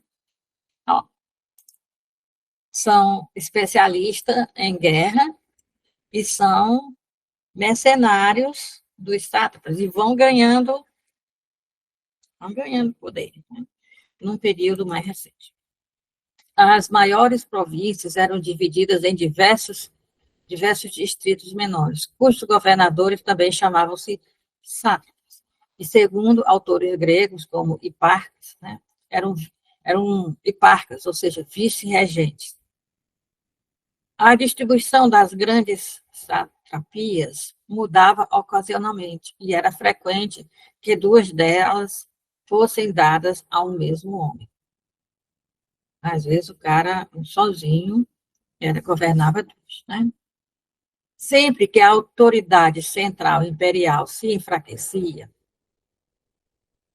às vezes na mudança, na sucessão, né? Morre um rei até que o outro suba, tem sempre umas intrigas palacianas, o sátrapa usufruía de uma verdadeira independência.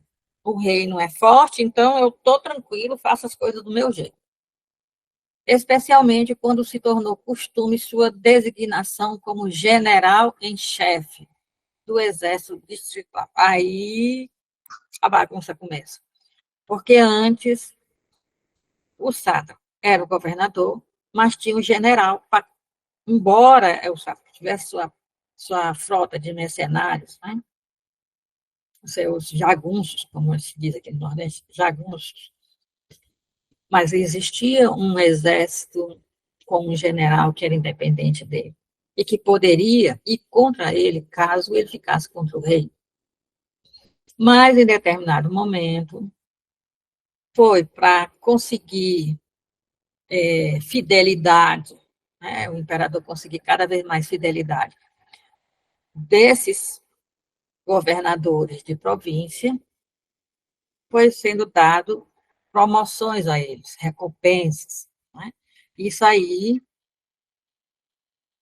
veio prejudicar tudo, porque ele foi designado agora como o chefe do exército distrital da província.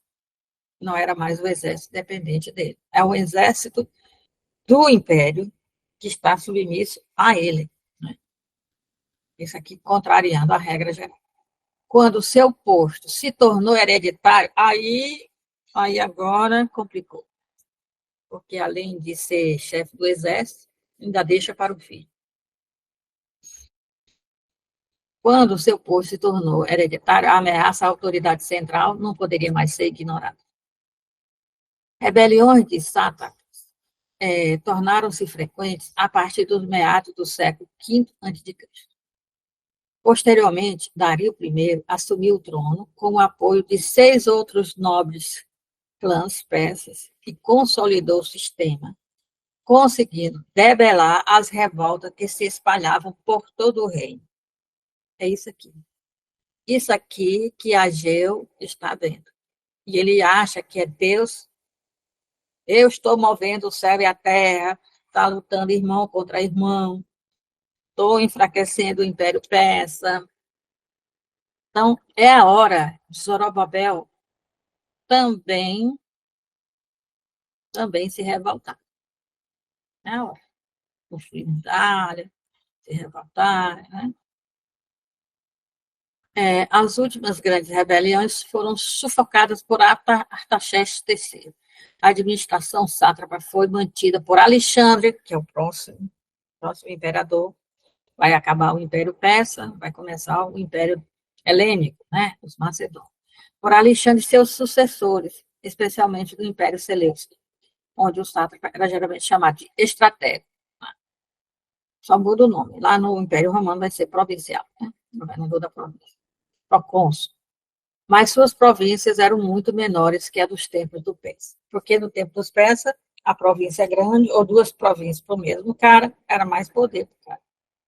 Tá? Então, era isso aqui que eu queria ver com vocês. Não é? Peguei um texto simples da Wikipedia, que tem aqui esse verbete, não é? Que é a coisa mais resumida, como tudo aí é bem resumido.